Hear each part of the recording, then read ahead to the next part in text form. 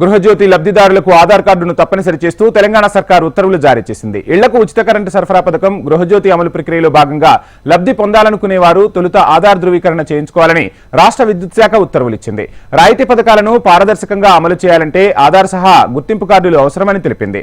Biometric విధానంలో ఆ ధృవీకరణ పూర్తి చేస్తేనే పేర్లు నమోదు చేస్తామని విద్యుత్ శాఖ గెజిట్ నోటిఫికేషన్ జారీ చేసింది.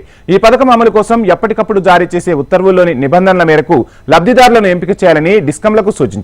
దీన్ని బట్టి లబ్ధిదారుల ఎంపికకు పూర్తిస్థాయి మార్గదర్శకాలు తర్వాత వెలువడతాయని విశ్లేషకులు భావిస్తున్నారు. ఇక గృహజ్యోతి పథకం లబ్ధిదారులు ఆధార్ ధృవీకరణ ప్రక్రియను డిస్కంలు చేపట్టాలని విద్యుత్ శాఖ నిర్దేశించింది. లబ్ధిదారులు తమ పేర్లు నమోదు చేయించుకోవాలంటే ఇంటి కరెంటు కనెక్షన్ ఎవరి పేరుతో ఉందో వారి ఆధార్ను సిబ్బందికి అందజేయాలి. ఎవరికైనా ఆధార్ లేకపోతే తక్షణం దరఖాస్తు చేసుకుని ఆ రుజువు చూపాల్సి ఉంటుంది. ఆధార్ జారీ అయ్యే వరకు ఏదైనా ఇతర గుర్తింపు కార్డు విద్యుత్ సిబ్బందికి అందజేయాలి.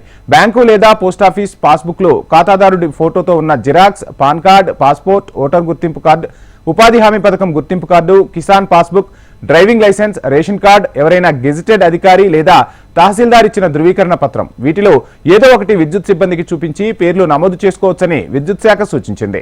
ఈ సమాచారం ప్రజలకు తెలిసేలా విస్తృత ప్రచారం చేయాలని డిస్కంలను ఆదేశించింది. ఆధార్ ధృవీకరణ పొందాలంటే బయోమెట్రిక్ పరికరాలతో వేలిముద్ర లేదా కనురెప్పలను స్కాన్ చేయాల్సి ఉంటుంది.